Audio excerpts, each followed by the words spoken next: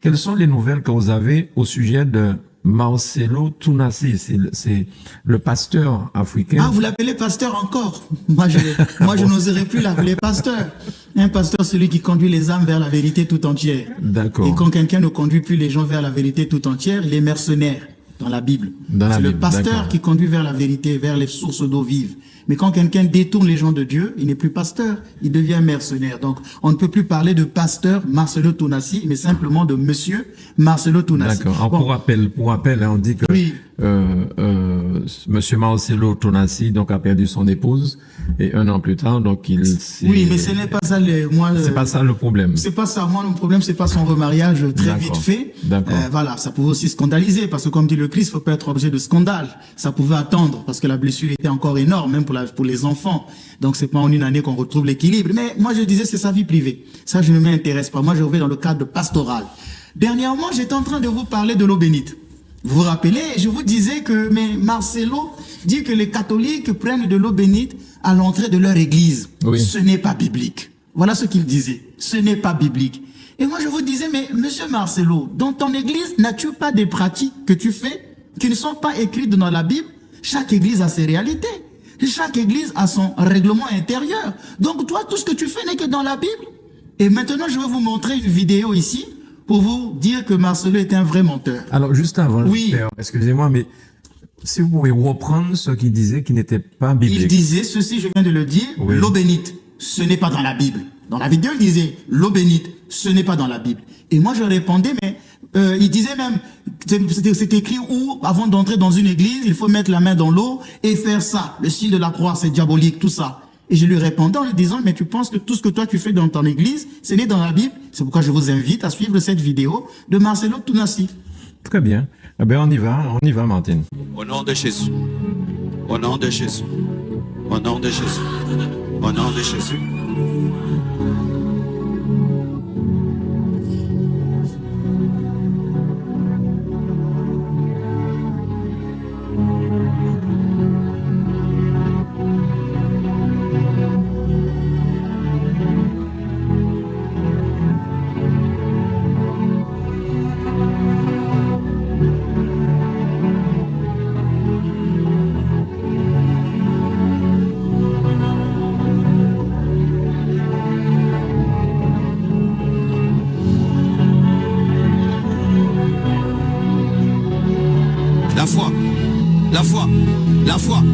La foi.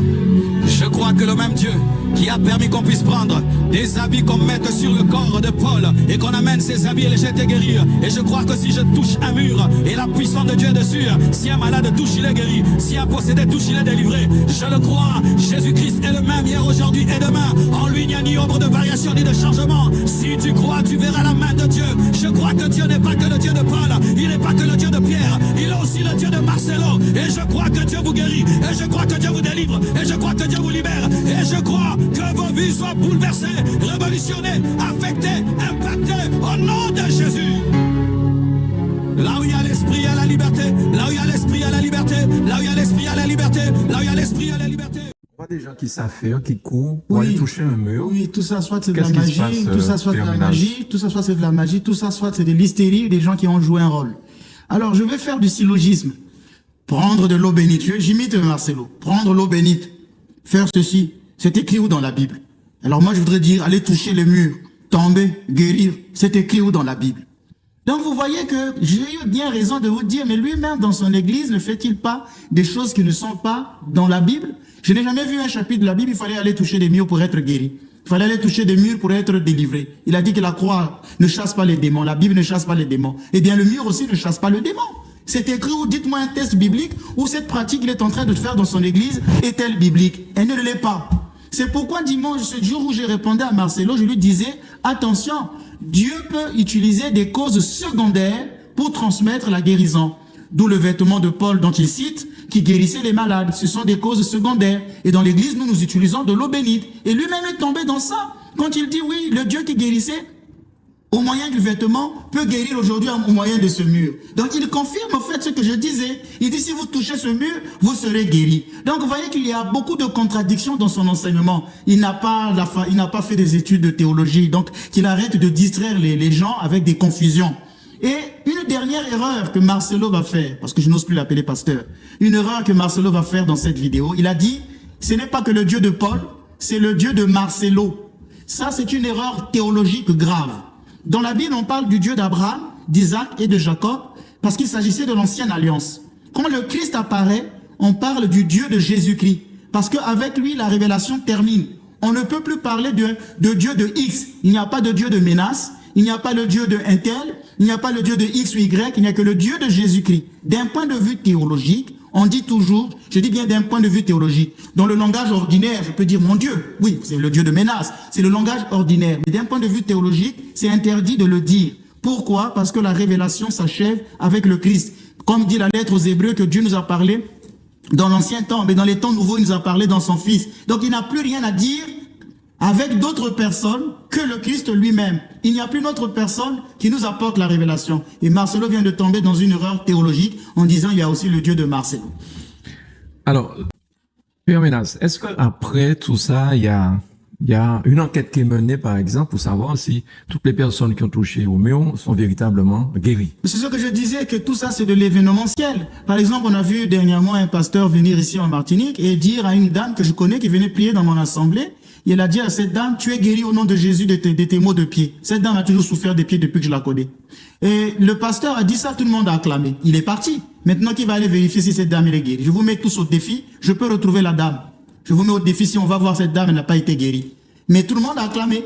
On est dans l'événementiel, on est dans le show. C'est un parfum qui s'évapore. Et donc ces gens-là aiment le show, ils aiment l'hystérie. Tous ces gens, comme je vous disais, qui tombent dans ces églises, demandez-leur qu'est-ce qui a changé dans leur vie.